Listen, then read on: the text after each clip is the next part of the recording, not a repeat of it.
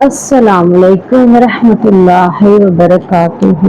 حضرت علی غزوہ بن کریزہ میں حضرت علی رضی اللہ تعالیٰ عنہ رسول اللہ صلی اللہ علیہ وسلم کا جھنڈا لہراتے ہوئے آگے آگے رواں دواں ہوئے۔ سعد بن معاذ نے محاصرہ میں دشمن کے بارے میں فیصلہ سنا دیا۔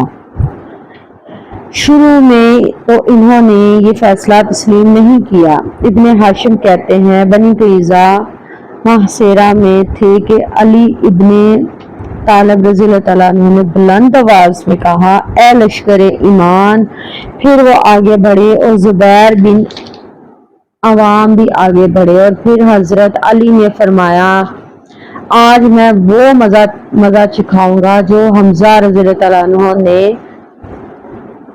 چکھا تھا، یا میں ان کے قلعوں کے اندر گھس جاؤں گا۔ پھر انہوں نے فرمایا، اے محمد صلی اللہ علیہ وسلم، ہم سعد بن معاذ کا فیصلہ تسلیم کرتے ہیں۔ اس طرح اللہ تعالیٰ نے دشمنانہ عقیدہ و دین کے دلوں میں خوف اور رعب ڈال دیا، اور یہ سب کچھ حضرت علی جیسے تقی اور نقی رجال عظیم کے ذریعے ہی ہوا، جنہوں نے اللہ تعالیٰ نے بہادری اور دین کی سربلندی کے لیے موت سے محبت کا جذبہ عطا فرمایا۔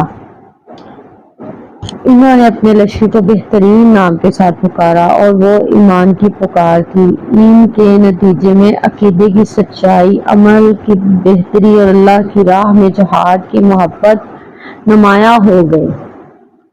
جب سعد بن معاذ نے یہ فیصلہ سنا دیا کہ ان کی جنگوں کو قتل کر دیا جائے، ان کی عورتوں اور بچوں کو قیدی بنا لیا جائے اور ان کے مال تقسیم کر دیے جائے، تو قتل کرنے کی ذمہ داری حضرت علی اور حضرت زبیر بن عوام رضی اللہ تعالیٰ عنہ نے پوری کی۔ جزاک اللہ۔